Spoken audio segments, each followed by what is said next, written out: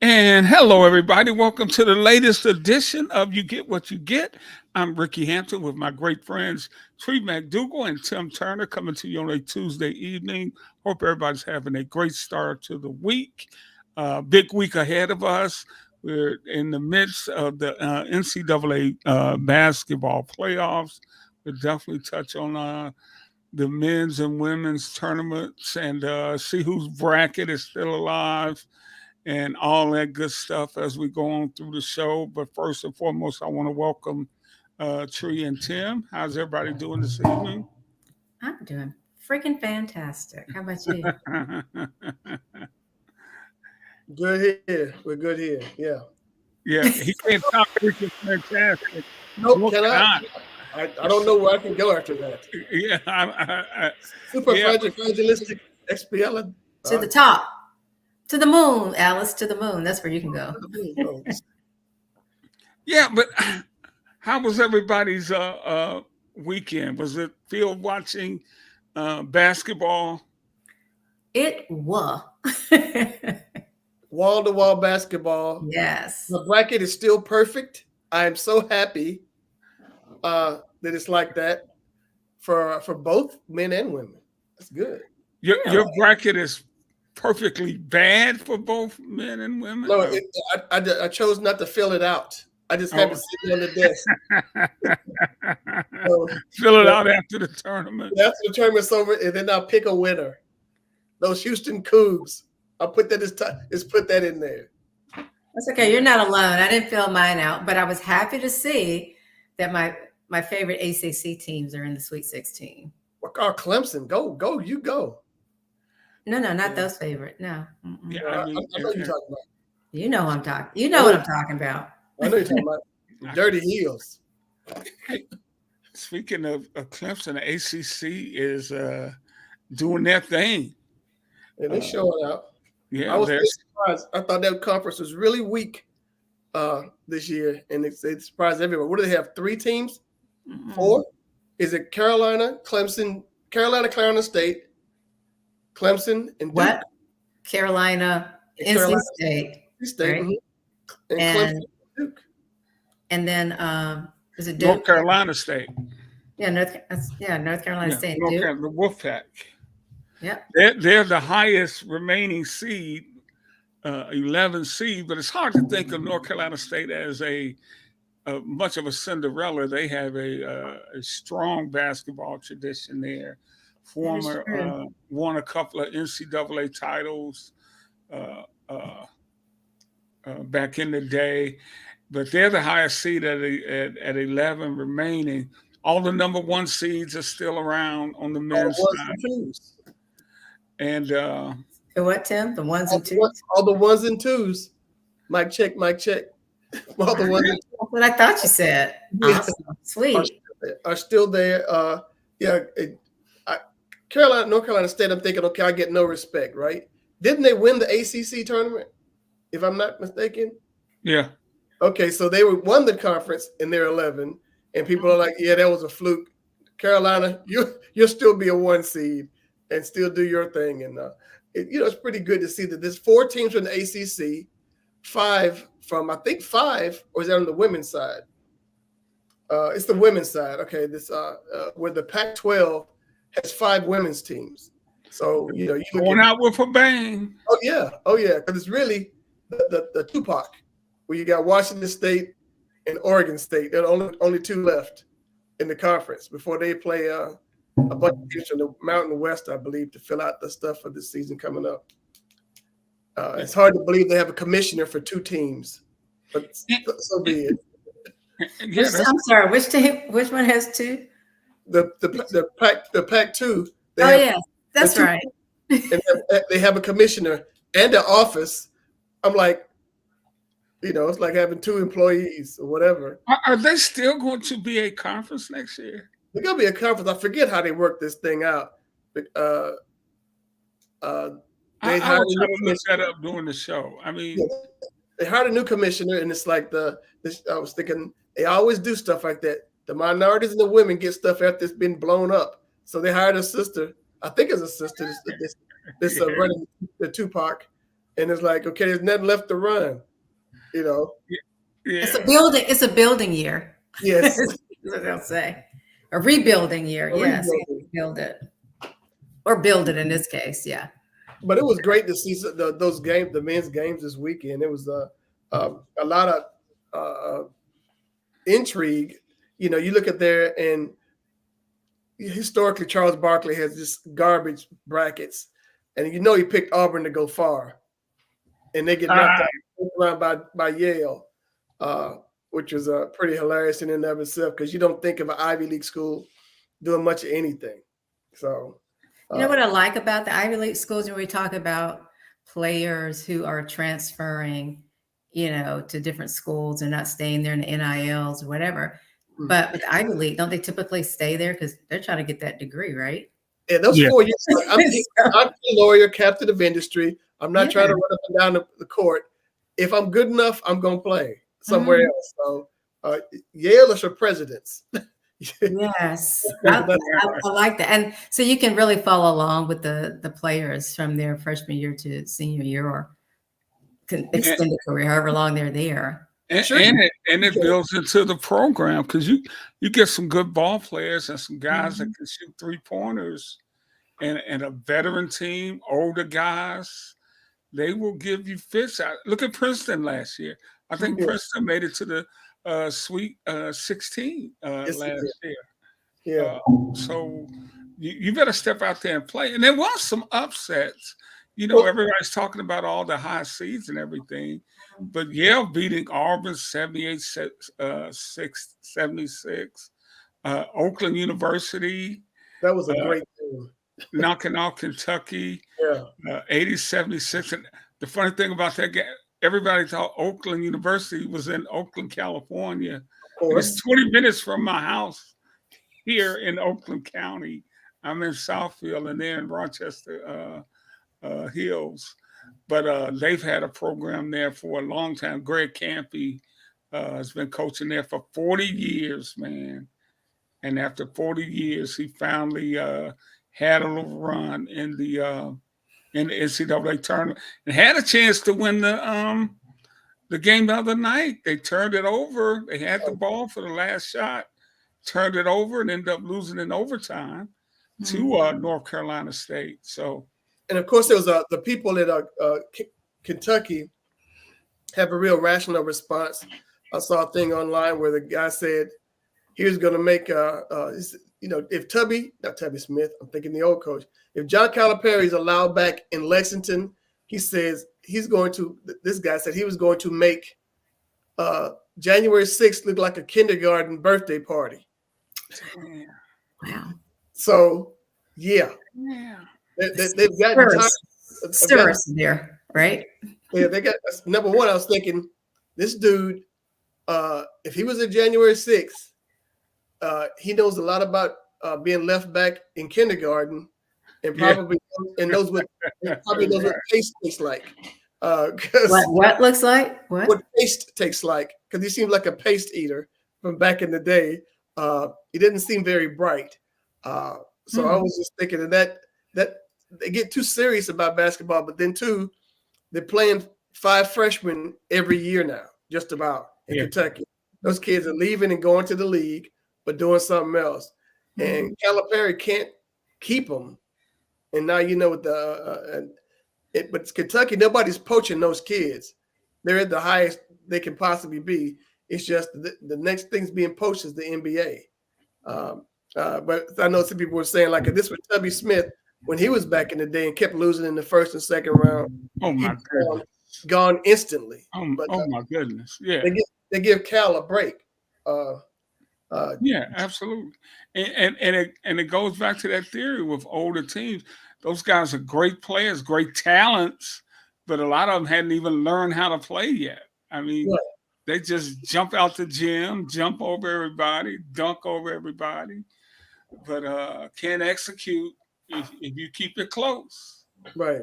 If you keep it close, and that's what Yale was able to do. And doggone it, I wanted to talk about Yale's coach because and now his name escapes me, but I'm going to look it up right quick, because he was cool as could be out there, Mhm. and I'm sure that resonated with his players. Oh yeah, you pretty much take on your coach's demeanor in situations, especially when these things get real fractious like that. When it's on the line and you need to do something, they're gonna look to him and see if he's calm. If he's calm, I'm cool. If he's frantic, I'm frantic. Yeah, right, right. I'm trying to think. When was that? Where the guy was James Jones. okay? He cussed out this. You can see the coach cussing out this player because he was doing something really stupid. Like the game was almost over. Campy, that was Campy. That said, Was it? Yeah. What's the? Yeah, what the F are you doing out there? That's the coach from Oakland because the guy was getting too happy too quick, and they're about to do something really crazy. But he centered them. Granted, I can see parents around the country saying, "Why is he cussing at my boy?" I'm sure those kids on that basketball team have heard far worse in practice. Right, no doubt. And it's different hearing it like that as opposed to a personal, F you Right in your face. I think it is. It's some not people use it regardless. It's not bullying or anything like that. That's the deal. You don't. Your coach is doing it with a purpose, as opposed to on the women's side.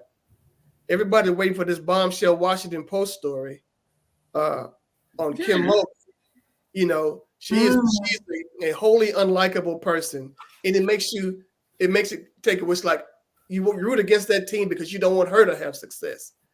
Exactly, Tim. Exactly. Nothing against the kids. Nothing against the kids. You love watching their basketball team play because they play hard, they play tough. But you don't want to see that person excel at anything. So the story is going to be a hit piece. Is that what I saw? Well, that's the she called it, right? Is that what she called it? She hasn't seen it yet, but she thinks about it. I understand that she said, "Well, I haven't had time to answer the questions for the reporter." I think the person has been trying to talk to her for 2 years. If that's not enough time to answer a couple of questions, that's just bizarre. So you root against them. So you look on that side of the bracket, but pretty much won't have to worry about too many things over there with South Carolina playing the way they're playing. But Tim, just to go back to what you said, I really enjoy. I'm a fan of LSU athletics. Yeah. Anyway, I always like the LSU stuff, but man, it makes it hard. I can't cheer for them. I like the Floje Johnson, Reese. I love their players. I love watching them play. Right. But she is so disgusting. It always comes back to her some kind of way. Right. It's one thing to make it about you, and it really shouldn't be about you. But there are people who take success and they look at it and they laud it and look crazy. I covered a Southeast regional, and Bobby Knight was there for the press thing, the press opportunity, and cats were in there scared to ask questions because of how crazy Bob Knight asked. Yeah. The other person that asked him a question was a guy from Indiana who, pretty much said him, "Oh, grand, great Bob Knight, sir." And, that's how he prefaced the question and then went into it. It's like, oh, this is just disgusting. But he was a bully. And you intimidate a room full of grown men because this guy, has this gruff attitude. I just that's why they were unlikable to root. I mean, I didn't root for Indiana for that reason as well. He was a bully. Yeah. That was just a question I was going to ask. I was listening to that Barbie monologue today for some reason, and I was thinking about how women have to be a certain way. And if you've heard the monologue, you can't be too aggressive. You can't do this. You can't do that. But it sounds like what I hear you saying is that she's operating in the same vein as a Bobby Knight. Yeah, right? It's this jerkdom has no gender. It's non-binary. Yeah, I could see her going the way of Tommy Tuberville when she's out of basketball. Well, she aligns herself with it, and she's an anti-vaxxer. Yeah, she'll be a Tommy Tuberville down the road. But like you said, on the women's side, I mean, you watch South Carolina play, and they are just. I mean, North Carolina was a good basketball team. They were 8 seed, 20 and 12, but they played a tough schedule in the ACC. Well coached team. They run their stuff, but they had no chance in this game, man.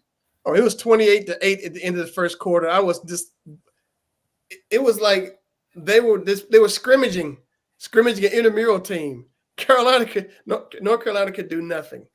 And then they built a lead, South Carolina, by at least 51 points at one point. It was just just carnage. They made every shot, they made every play, they hustled. Now this is the play I think is she missed it, but it was still awesome. Oh no, that's not the one I'm thinking of. It's when she went behind her back and it got blocked, but then she hung out on the corner and hit a three. Just outstanding ability for this team. Yeah, and as we talked about last week, Tree, nobody thought about South Carolina basketball on the women's side until Dawn Staley got there. So why? And tell me this. Obviously, she's an excellent coach, and we see men coaching on the women's level. Why is it a woman does not get the opportunity to coach on the men's level? I remember I covered Pat Summitt at Tennessee a couple of seasons. She was an excellent coach. She was the best coach on that campus. Yes. She was more than capable of coaching men. Will we ever see that, you think, Tree and Tim? Somebody, who was that? There was a coach that was an assistant coach. Well, for the Spurs, Becky Hammond. Yeah, but no one has become like the head coach. Well, evidently she could see the handwriting on the wall in the NBA, because I think she's now head coach of the Las Vegas Sparks, or Las Vegas Stars, or whatever the team is in Las Vegas. Who are working on back-to-back championships in the WNBA. She's a coach in that team, but and she went to the perfect place to give her a chance. Greg Popovich is such a great guy in terms of diversity in all aspects of stuff, and I think it's from his Air Force upbringing where you get to see people working together. It's the color of the uniform as opposed to the color of the skin, and it's the character of the people. And he gotten some heat before talking about not heat, just the idea that folks are saying, you have all these foreign players on your team. How do you get anything done? It's like, yeah, these are the smartest people in the NBA. They know more than one language. Yeah. Yeah. They can speak more, so they can do these things. Basketball is not hard for them, So why are you guys trying to make it out like they're not very bright? They're brighter than you, probably asking that question. So, Ricky, to answer your question, we would love to see women, in that role, perhaps, but I think it would be very hard for the first woman. And as long as men are primarily in charge, I think it's going to be difficult, perhaps. I think Dawn Staley has the toughness to go in a college locker room and set guys out if she needs to. Absolutely. She would have the respect instantly because she's won championships and people are seeing her work. People are seeing her work every time. Yeah. And it's not like she's sitting up, they're just rolling the ball out there and it's superior talent. Yeah, she's got some really talented ball players, but she has the temperament to rein them in. After that dust up with LSU, she said all the right things. Yeah. As opposed to Malk. Yeah. Look, it's like, they should just go out there and fight. I was like, what? Yeah. And she said all the right things, and she always says all the right things. She's smart. Yeah. Yeah, absolutely. And good media training, no doubt. I think so. I think she's been in the limelight enough to know what's going on. I mean, she was an outstanding player herself. Yeah. She was on the 96 women's basketball team. I watched them out there at Disney.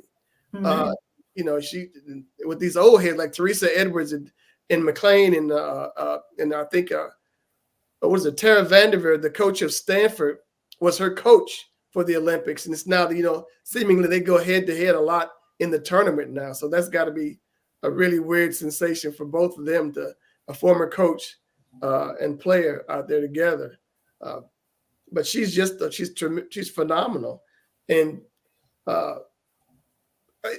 the women go along, you think about, I understand, I saw a video today, and I think we have it. I don't know if we have it or not, of Caitlin, is it Clark?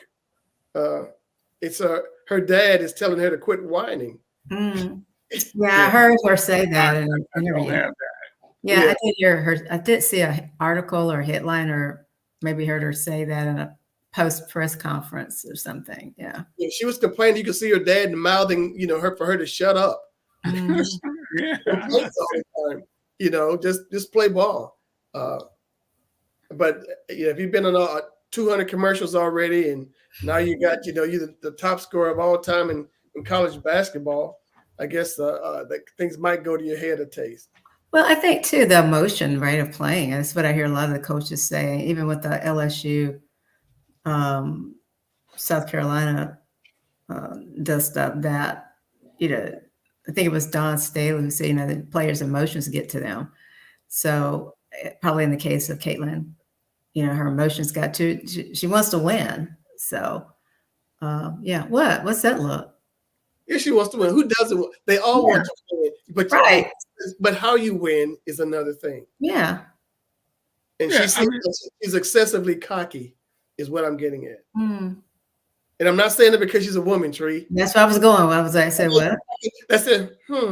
Yeah, I was like, because there's some men who are cocky as well. So, I have to look out for the women. So I'm like, the same thing. I was looking back at something. I saw that Shaka Smart, his team was in the Sweet 16. Mm-hmm. He was, and I was thinking the former coach at Marquette was Steve Wojciechowski. He used to play at Duke. Mm-hmm. And I was thinking about cocky, and he came to mind. He was Mr. False Hustle. He would always slap the floor and, always be one of these hustle dudes. couldn't play a lick, but, everybody thought he was such a gritty ball player because he had all the affectations of having talent. Yeah.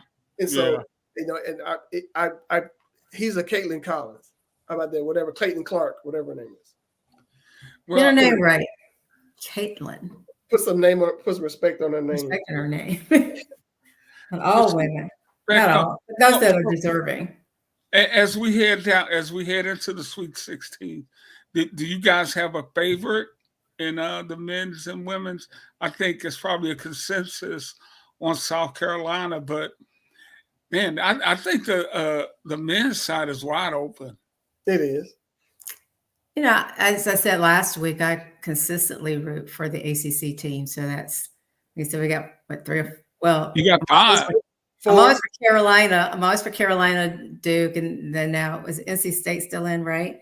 But if I had to choose, it would be between Duke and Carolina, which I know you're not supposed to root for one or the other, but I can't help myself. But I'd probably go with Carolina. As far as women, of course, I think South Carolina is a kind of a no-brainer for me. So, how about you guys? I like Houston. I think they're really strong. I'm not, and I have my own biases against the Big East. I felt like as a manufactured conference, just so people in the Northeast would pay attention to basketball. So UConn's the reigning national champ.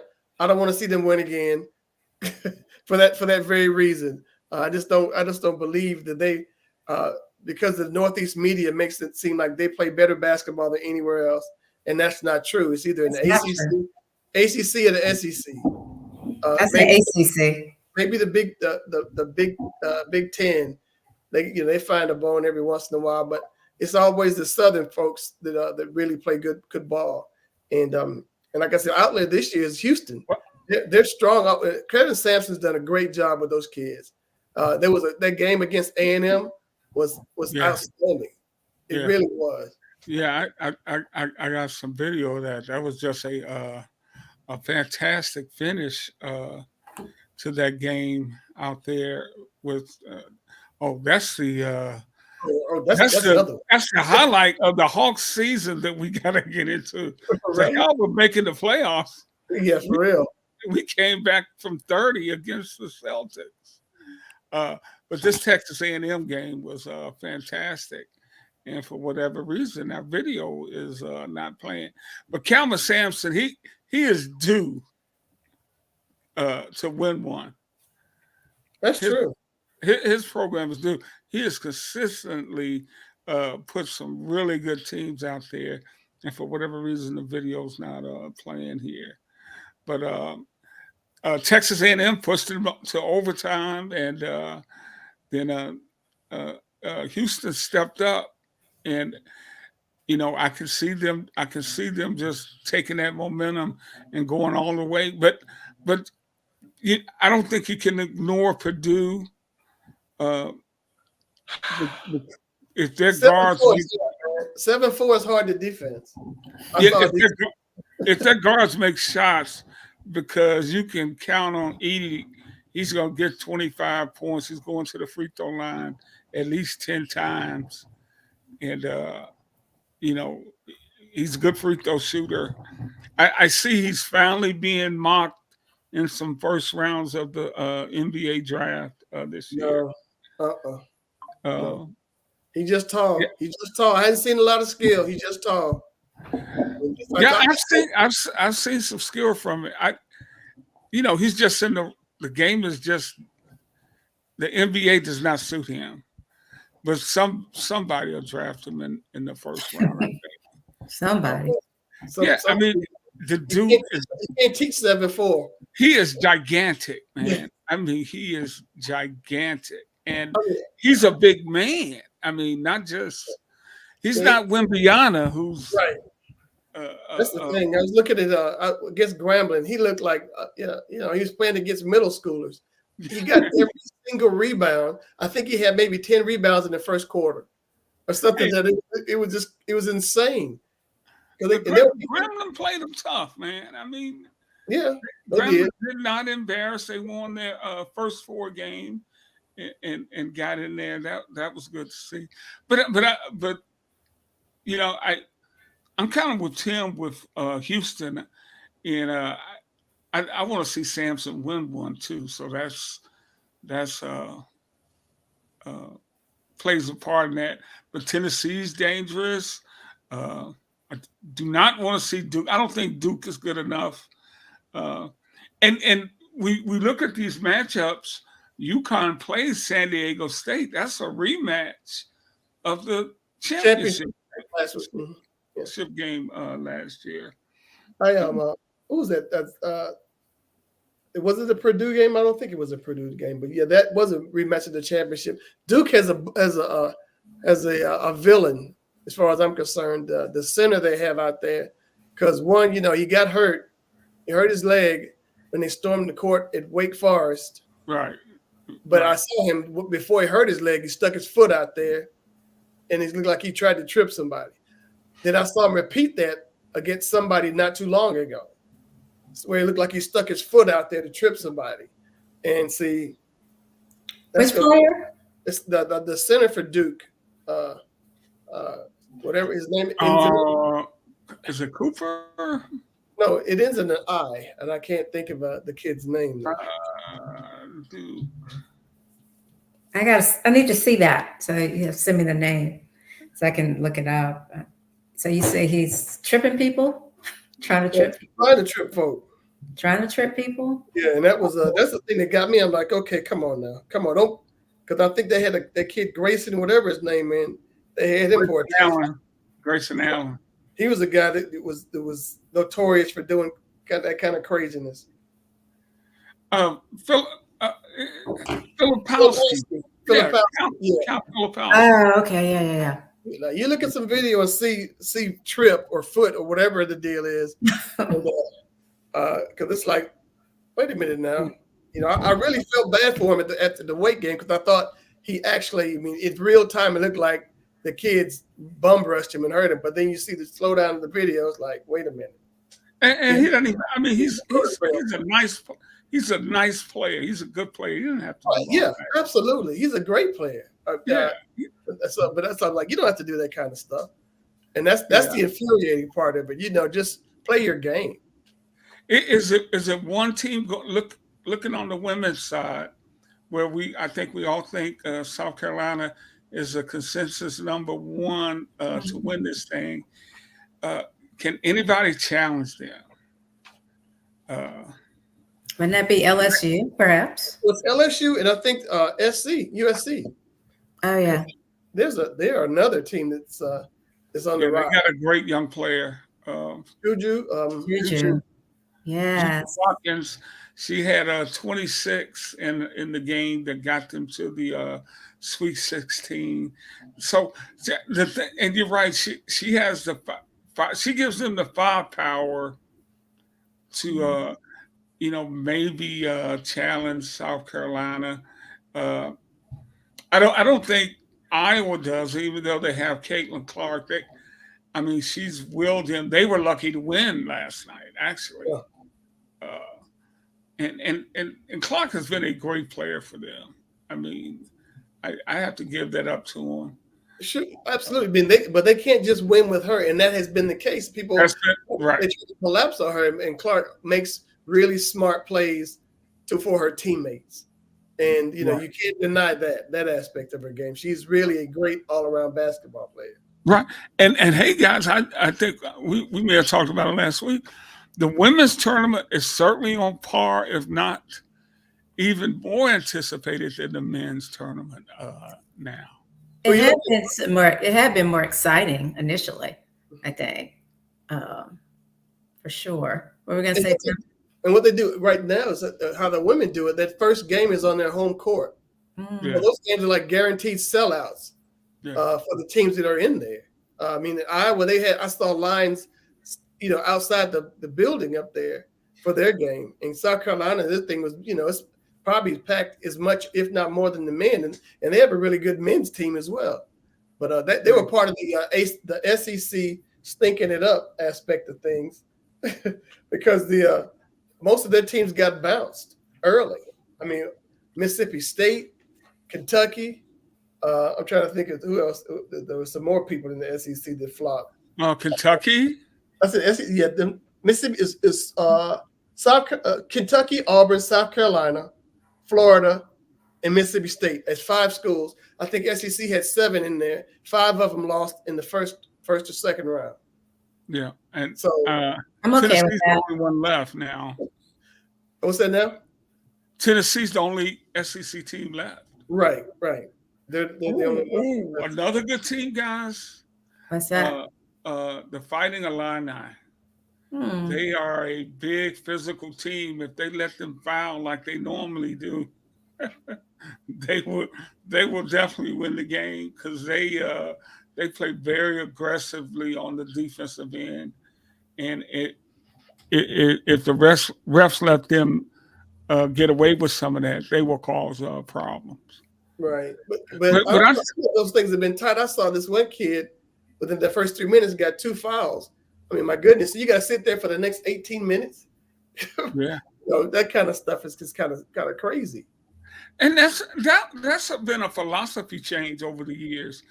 It used to be they would let guys play until they got their 3rd foul in the first half. And I think that depends on how much do you trust the player. True. And how much you think him needed. It's probably some coaches hope the guy fouls out so he can get somebody else in the game. But yeah, Southern Cal, maybe they can challenge them. All you got to do is have one bad night because this is not a series. If it was a series, Kentucky would beat Oakland. They would have won that series 4-1. Oh, yeah. And that's the thing. If you get hot at the right time, if you catch another team having a bad night. Right. Like Auburn had a bad night against Yale. And not to diminish anything that what Yale did, but right. Auburn was much better than them. Auburn wins that series 4-1. And you see teams who are like exponentially better than the other ones. Case in point, last night here in Atlanta. You see teams that are just way better, but then they have a really bad night or they take a team lightly. And really in the NCAA tournament, because there's so many upsets, if you're a top seed, you cannot take anybody lightly. You just can't. Yeah, what happened to your my Celtics? What happened to those Celtics? When I looked in the second quarter, they were up by 30. I said, I'm not watching this foolishness. And then I looked at my phone and saw that the Hawks won by 2. And so somebody went to a cave. Did you just like refresh your phone? That can't be right. That has I pulled it down. I was like, is this correct? Is this from this year? And they did it without two of the Hawks. Trae Young has been nursing a broken finger, and he didn't play. And the guy Olo Okandi, not Olo Okandi, they got their center Okagu. He was out. So they had two of their starters out, and they had some guys in there like Bogdanovich, number 13, who was really hot, and DeAndre Hunter hit a dagger 3 to win the game. But the thing about it is, they can only live on this for 2 days because the Hawks play the Celtics again in Atlanta on Thursday. And do you think they're gonna probably not allow that to happen again? Oh man, I want to go. But the NBA, that's a long season. You have nights like that. But this is such a rarity. Because usually when you down 30, man, you just phoning that thing in. Yeah. Look, they're still down 20. They're down 18 right now. Well, I saw the stat that said before last night, a team that led by 30 at any point during the game was 152-0. Wow. First time it ever happened. Yeah. So, that said 1. That's an old friend, Al Horford. I hated that they just let him go like that. That dude could play still. That's painful. That was crazy. For sure. Where are the Hawks in the? They're number 10, shooting for number 9. They're right now on the road for a playing game. If they get to 9, they get to host it. So, we just give basketball its rest because just seeing these guys come up and down the court and doing their thing, it's as if the Celtics forgot about them, didn't care about them, and it's like they were vacationing for something. Wow, 78, fun fishing. There we go. Boom, another 3. Ow. This walking them down. They're down by 2 right there in the third. And these highlights, oh my goodness. Yes, it's painful. Painful for the Celtics, yeah. But this is our NBA minute. We need to move on to another. But the funny thing about this, usually a team will make a run, just like now. I think they had cut it to like 4. Now they got it back up to 9. Usually, the team that just pushes it back out there. Yeah. Because you gave it but clearly that didn't happen in that case. Okay, kudos to the Hawks because they're an afterthought in this town because folks are all excited about the NFL and the Falcons, and the NFL is making some big changes too right now. Yeah, we want to go for that, but before we do, I do want to look at the right corner of this picture. Detroit 12-59. They're only 45 games behind the Hawks. Only? They're only 45. Think about it now. It's only 82 in the season, right? And they're 45 behind. Whew. Hurry up, baseball season here in Detroit. My goodness. And the funny thing about, speaking of the Pistons, and we won't speak about it long, but the funny thing happened after they got beat again last night to the Knicks. DiVincenzo, backup guard for the Knicks, had a tremendous game. 11 threes. Had 40 points. And one of the reporters asked Pistons coach Monty Williams about his shooting. He said, man, I don't care about what he shot. I don't care he broke a record. I don't care about those guys over there. I just care about my team. And Josh Hart of the Knicks responded, well, if he cares so much, you ought to tell his team to guard some people in, which they did not do. I'm like, this season cannot end soon enough. Really? For the Pistons, because all they do is embarrass themselves. We talked about it on the show last couple of weeks ago, where the president Troy Weaver, got into it with a player, told him to get the F out of here. I'll kick you. The dude said, "You suck at your job," and you're 12 man. Yeah, I mean, hey, where's the lie, sir? Where's the lie? Yeah, exactly, Tim. Where's the lie? Hey, but we got some big rule changes in the NFL.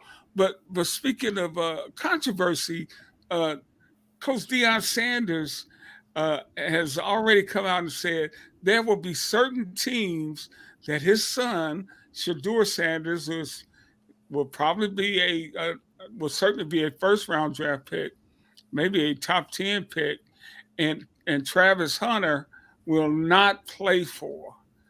Did you notice the list of teams that Sanders said the kid will play for? No, what? Who? Okay, and see if you notice a theme here. Atlanta, San Francisco, Washington, Dallas, Baltimore. He said all the teams he played for. Yes, all the teams that Deion played for in his career. He named 5 cities where his kid will play. I was like, I wonder what that's all about. Connections? Yes. Connections. Yeah, but he don't need connections. He got his own connections, man. Well, I mean, there's that connections as far as name, and I don't know. I don't know what I'm talking about. Go on. No. I mean, clearly, that may be what he's thinking about, as Tim said. Those are the 5 teams that he played for. But if you're a GM, are you taking that in consideration if you're thinking about drafting these kids? No, because I'll draft you if I want to, and I'll hold your rights for a year, and you have to suck it up. Because he said, Deion's already says this, I'll Eli Manning a team.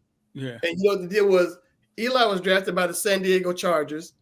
Well, Archie and them said, nah, bro, it ain't happening, which is why Eli ended up with the New York Giants. Right. They held him hostage. John Elway was the same way. He got drafted by Baltimore. And it wasn't Tampa Bay? That was Steve Young or somebody got Tampa Bay. Okay. Drafted by Baltimore, and he said, no, I'm going to go play baseball. Right. Ended up in Denver. So, Right. So that will definitely be interesting to watch there. But yeah, we got the owners meeting down in Orlando going on. I think today may have been the last day, or tomorrow might be the last day. But we have some rule changes. The kickoff has changed, and I see one of the great returners, Cordero Patterson, just signed with the Steelers. With the Steelers. And you know why that might be significant in that aspect. His former head coach was the Falcons head coach, who's now the offensive coordinator with Pittsburgh. And it's also a tie there that I really want to see how they do in OTAs. The next time they get together as a team, because the Falcons had a chance to draft Justin Fields when he came out of school. Everybody wanted to draft him in the front office except the head coach, Arthur Smith. Arthur Smith is now the offensive coordinator for the Pittsburgh Steelers, where Justin Fields just got traded to. So the dude who hated him coming out of college is going to eventually have to coach him anyway. Yeah. And well, he'll coach. He'll play behind Russell Wilson, at least to start, right? Right. And Tomlin said down there for those meetings that that Wilson is in the pole position. He used a NASCAR analogy for just so to speak. So Russell's got the lead right now. It's going to be on Justin to push him, if anything. But these new rules, they're trying to put some excitement back in these kicks, and so they're going to do it that way. The thing that's the bigger deal to me is the no hip drop tackle, where you can't really grab the guy around the waist and pull him down. And if you're a defensive player, okay, you're already told you can't hit somebody. You can't hit anybody above the shoulder here. You can't hit him up here. You can't hit him at the knees. And all you had was the midsection. Now they've taken the midsection out. So can't touch this. Pretty much that should be the theme. They should be playing that for defensive players. They want more scoring, I guess. Yeah, and you are going to get it. You know, people can't tackle anymore. You can't tackle people. You got to try to trip them. I think that's the thing you're gonna do. And then they get you for a leg whip if you trip them. They can bring out a hook like they would do on the what's that, Apollo Showtime? Yeah, can they bring out a hook? What? Do something, but you can't tackle anymore. I don't know what you can do. I guess you have to throw your body at these guys and not wrap up, because if you wrap up, somewhere you're gonna get in trouble. Yeah. And you got a guy like DJ Metcalf. What is he? 6'4", 220 or something. The kid from Seattle. Right. Right. He's got a 20-yard start from the line of scrimmage. How are you supposed to get this dude down? That's the thing about it is, if you're behind the guy, you are in a distressed position. He is going past you. What are you going to grab when somebody's going past you? You just gonna let him go? You just wave at him? Yeah. I mean, and really, tackling is already bad in the NFL. Oh, absolutely. Because of the rules, because of how you have to practice now, tackling is not as good as it used to be. Absolutely not. And we'll look this up. The average scoring, the scoring average from last year, and then we'll measure it against the scoring average from this year. And I think you're going to see a significant rise. And the kickoffs will remain at the 35-yard line, but the remaining 10 players on the kicking unit will line up at the opposing team's 40-yard line. The receiving team lines up with at least 7 players in the setup zone, a 5-yard area between their own 35 and 30-yard lines, with a maximum of 2 returners who can line up in the landing zone. Yeah, you know what? I read that and I was like, what? What? Yeah. That was just me. I was hoping you could explain that to me, because I was like, say what? A landing zone? What is the landing? No, but the deal is I had no idea what all that language was. I was like, the rule from the XFL, and their season starts Saturday. So my thinking is, I'm going to just go watch what their kickoff looks like. Okay. And then I get an idea of what's going on, because they just essentially just stole their rule. That's how. You text me when that's happening so I can watch, because I'm like, yeah. I want to understand it. Can you guys see this? Mm-hmm. Yeah. This is how the NFL hybrid kickoff is supposed to look. I mean, a squiggly red line and a bunch of X's. X's and O's. Back for the return. But he's kicking from here. So, and then what happens?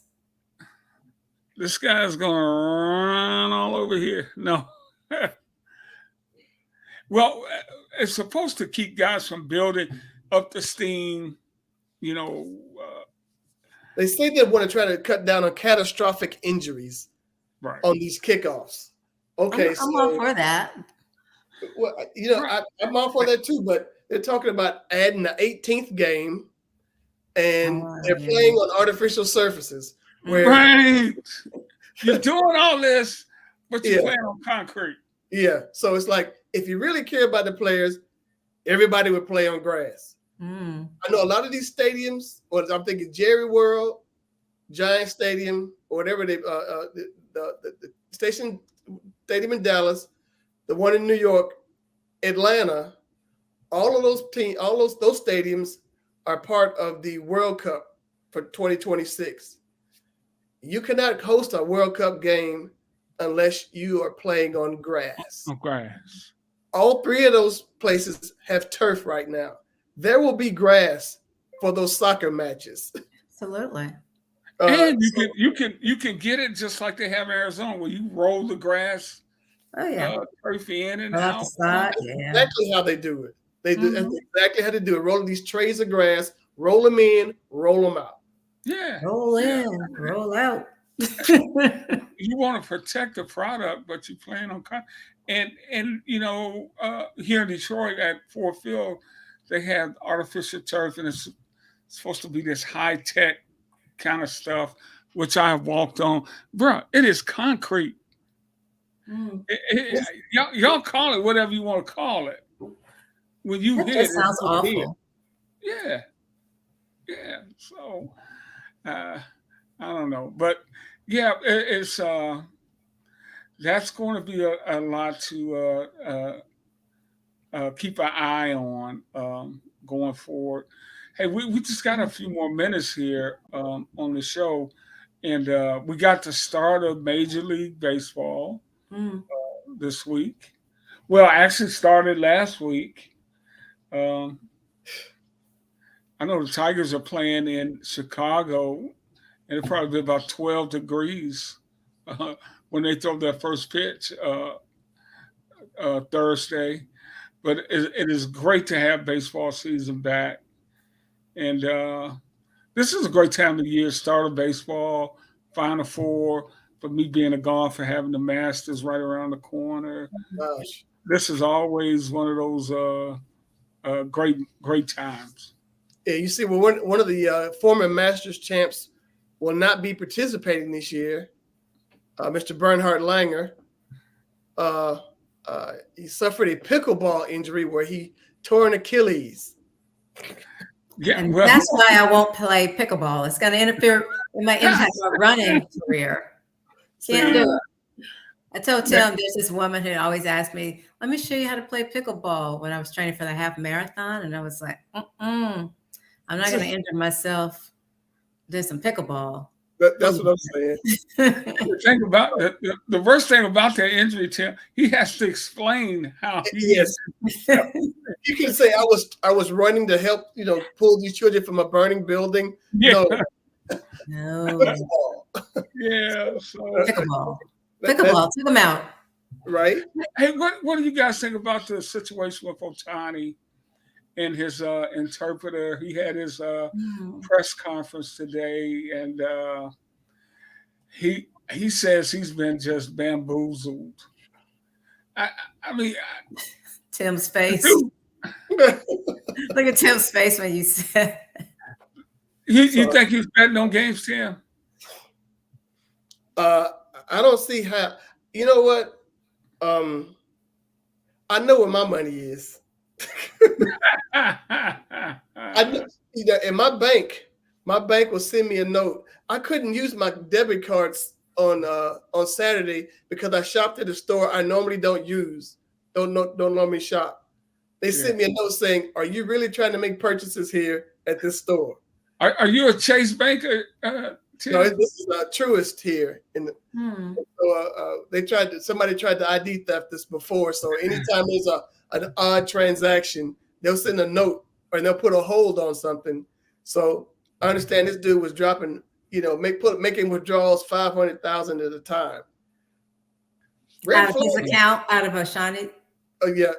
Just a second. Red flag. If I see that's missing out of my account, but it seems as if he wasn't watching his money. He wasn't watching his interpreter. He was blissfully going along. So that's when you got too much money when you don't know where it is. But don't you think a lot of? I mean, I don't think that's unique to. It isn't. Baseball. It really isn't. It happened to rappers. It happened to other people. You're not paying attention. You're trusting people. They have business managers. Yeah, you're trusking people. Entertainers are a different breed. Now, I'm not going to go into that because the excessive garish lifestyles that people we want to live. But you said you think he was complicit in it, right? And then what you? I'm feeling that. I don't know how anybody could take $4 million from you and you not feel it, unless. Yeah, but you gotta understand how much he got in the bank. Yeah, I'm like, he's got a $700 million deal. Okay, so yeah, I get that, but it's like, oh my goodness, you don't feel. Listen, a little of that. Yeah. You haven't missed that money I took out of your account? You hadn't noticed? Is that where it went? Oh, Yeah, you might want to check. I thought that was in a seat cushion. That's what he's got. He must have $4 million in between the couch cushions. That kind of stuff. That kind of obscene wealth. But I like it. I would do that. Richard Pryor used to call his accountant up at 3 a.m. How much money I got in the bank? I would like it right one, now. I want to count it. What's that? 3 a.m. I would like right obscene now. Obscene wealth. I mean, that kind of thing there is that's I would another totally do that. world. But the thing is, he says he didn't do it. Granted, he didn't take any questions. He just read a statement through an interpreter. He looked sincere. He looked the part, But I'm thinking Black Sox scandal, Pete Rose, and this. Wasn't there a basketball player today that they said they were investigating him for? Yeah, it's for the Rockets. Yeah, Raptors. Yeah. So yeah. So everybody's got a scandal going on. Simply in NFL, you just have people like Calvin Ridley just came back last year with Jacksonville, and he's now with Tennessee. People frown on that, but at the same time, ESPN has a sports book. Oh yes, lines and stuff. They got teams in Vegas, mm-hmm. football, baseball, and hockey in Vegas, where before they would not even think of going to Las Vegas. They didn't want to get control of anything happening. And they're sponsoring everything. You see them, DraftKings sponsoring all of them. Yeah. And I think that, to your point, they would never so against it, but now they're all into it. Yeah, absolutely.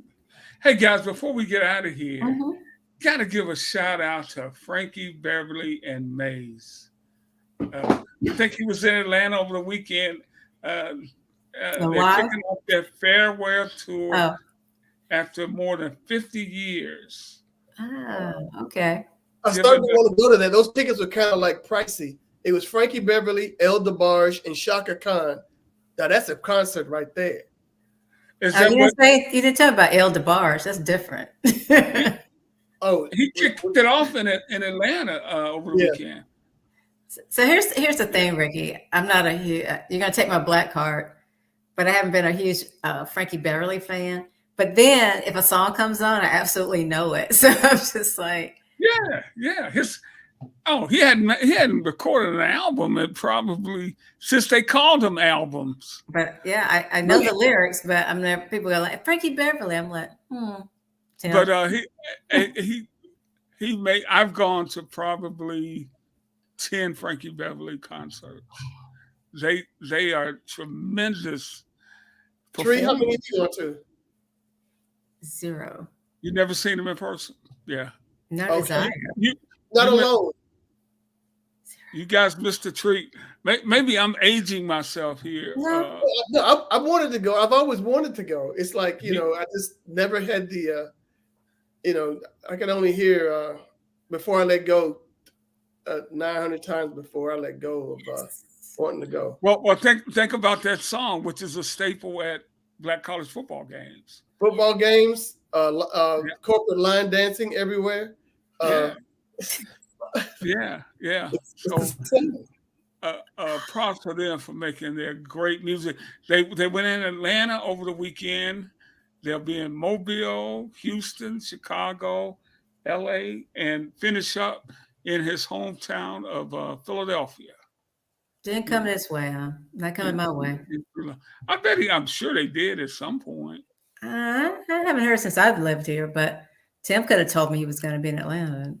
I think I did tell you he was coming to Atlanta. You think you did, or you did? I did, and I think it was Friday or Saturday, and I think you went to Samara Joy or something. Yeah. Okay, that was she was so great too. So this week is the Savannah Music Festival, so I went to the kickoff of it, and it was Samara Joy, who is a phenomenal singer. Do you know her, Ricky? No. What's her name? Samara, Samara. Yes, Joy. I've heard that. Yes. She is amazing. Her voice is unreal. If you haven't heard her, But we saw her this weekend, and she's just amazing, and like 24. But yeah, so great, such a great singer. Well, So that's why that's I your did music Rickey update Weaver. here on You Get What You Get. Gosh, it's 10 o'clock already, guys. We got to get out of here. That's It the was a go. fun hour. I want to thank everybody for tuning in. Hope to see you here next week. Hope your teams do well this weekend. Until then, for my great friends Tree McDougal and Tim Turner, I'm Rickey Hampton. All right, be kind, everybody, and good luck with their teams.